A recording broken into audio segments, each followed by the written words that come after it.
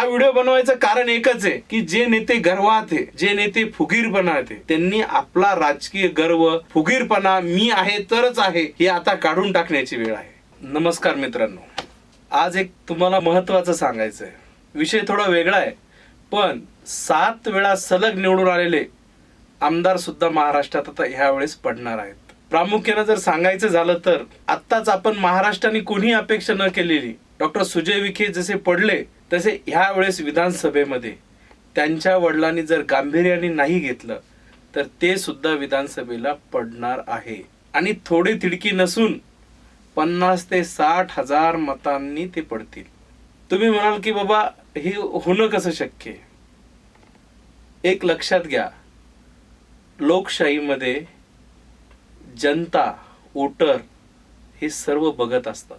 राधाकृष्ण विखे पाटील आणि त्यांचं घराणं यांचं महाराष्ट्रात योगदान फार मोठं आहे, पण सहकार क्षेत्रात वाढत असताना त्यांनी स्वतःच्या संस्था जास्त प्रमाणात वाढवल्या.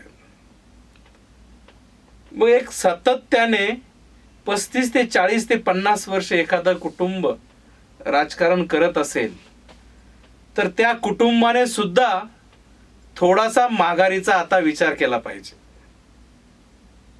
पण जोपर्यंत जनता धूळ चालत नाही तोपर्यंत हे लोक सारखे तेच चेहरे उभे करत राहतात. मग यांनी काय होतं की तो नेता आपल्या जवळचे जे आपल्याला वरवर करणारे लोक आहेत त्यांनाच घेतो, त्यांनाच गाडीत बसवतो आणि त्यांनाच कामं करत असतो. म्हणजे वर्षानुवर्ष एकाच कुटुंबाचे कामं होतात, गावात बी एकाच कुटुंबाचे कामं होतात आणि त्याला विरोधक जे वैचारिक असतात, जे विकासासाठी भांडत असतात, विरोधक असल्यामुळे त्याचं विकासाचं काम रखडलं जातं. आणि सातत्याने 50 वर्ष जर एक व्यक्ती सत्तेत आहे तो स्वतःला एक त्या विभागाचा हुकुमशाह समजायला लागतो. त्यामुळे एक लोकशाहीची एक नितांत गरज आहे.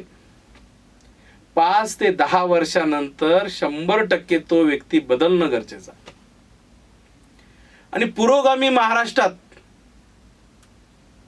आताच जसं ह्या लोकसभेच्या वेळेस आम्ही भरपूर लोकांना सांगितलं, अर्थात डॉक्टर विखे सरांच्या चिरंजीवला पण मी सांगितलं, राधाकृष्ण विखे पाटलांच्या चिरंजीवला डॉक्टरला, की डॉक्टर साहेब तुम्ही 35 ते 40 हजार मताने तुमच्या मतदारसंघामध्ये मायनस आहात. पण ओव्हर कॉन्फिडन्स होता, जास्त जोश होता आणि इगो असल्यामुळे काय झालं, त्यांनी ते हलक्यात घेतलं. माझा व्हिडिओ त्यांच्यापर्यंत जर कोणी पोहोचवला तर त्यांना समजून येईल की मी त्यांना सांगितलं होतं की नाही. राधाकृष्ण विखे पाटील आपण बघितलं, त्यांचं म्हणणं आहे की त्यांनी त्यांच्या विधानसभासाठी क्षेत्रासाठी खूप मोठं योगदान दिलं, पण त्यांना दुसरी बाजू दिसत नाही. समाजाने बी त्यांचं कुटुंब मोठं होण्यासाठी त्या मतदारसंघातील 12 बलुते जातींना सुद्धा त्यांचं कुटुंब मोठं होण्यासाठी 50 वर्ष त्यांच्या कुटुंबाला साथ दिली. मग नैतिकतेचा त्यांचा अधिकार आहे की त्यांनी ह्या वेळेस दुसऱ्या एखाद्या उमेदवाराला साथ द्यायची. पण जर त्यांचं विधानसभा क्षेत्र जर आपण बघितलं, त्या विधानसभा क्षेत्रामध्ये वैचारिक सुज्ञ असा मतदार आहे. बघा, आपण राधाकृष्ण विखे पाटलांनी वेगवेगळ्या 6 मुख्यमंत्र्यांसोबत काम केलं.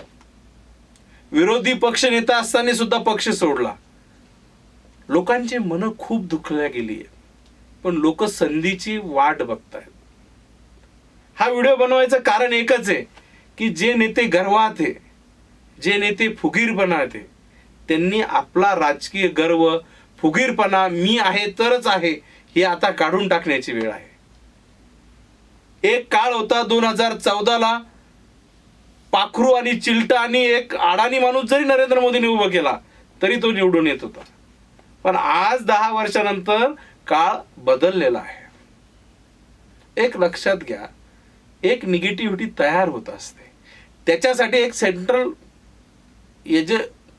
एक नेक्स्ट जनरेशनसाठी काम करावं लागतं. नेक्स्ट जनरेशन काम करत असताना प्रत्येक वेळेस नेत्यांचा बदल करणं गरजेचं आहे.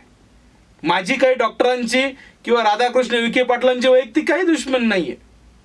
माझं काम आहे गेल्या 10 वर्षापासून मी लपून राजकीय अनालिसिस करत होतो वेगवेगळ्या चॅनलसाठी.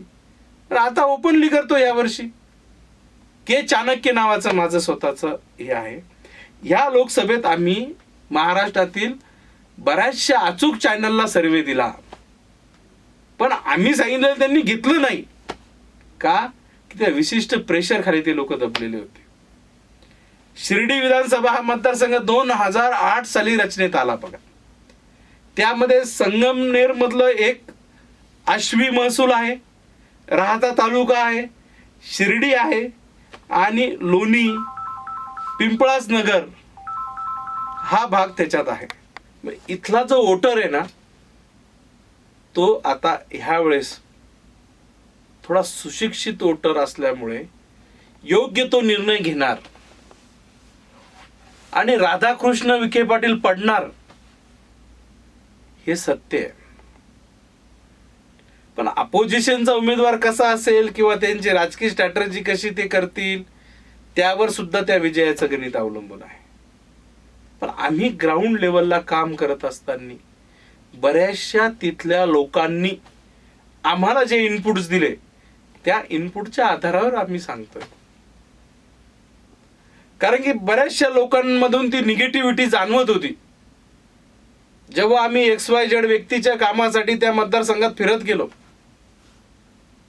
तेव्हा ती निगेटिव्हिटी प्रचंड प्रमाणात जाणवली आणि लोकसभेला सन्माननीय पंतप्रधान साहेबाच्या नावाने यांनी वोट मागितले. पण महाराष्ट्रात कोणाच्या नावाने मागणार? त्यामुळे ना महाराष्ट्रात भाजपकडे म्हणा, शिंदे साहेबांच्या शिवसेनेकडे म्हणा, यांच्याकडे वोट मागण्यासाठी चेहरा नाहीये.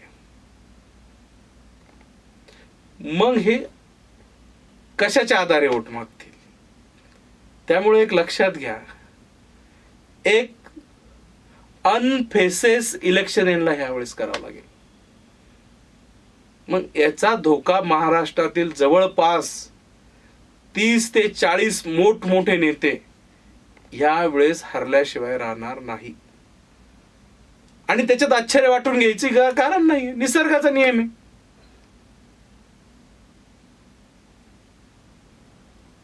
त्यामुळे मी आपल्याला सांगू इच्छितो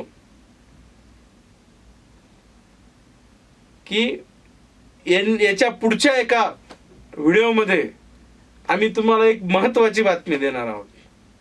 बारामती मधून सुद्धा अजित पवारांचा पराभव होऊ शकतो, एवढंच बोलतो आणि माझे 2 शब्द संपवतो. नमस्कार.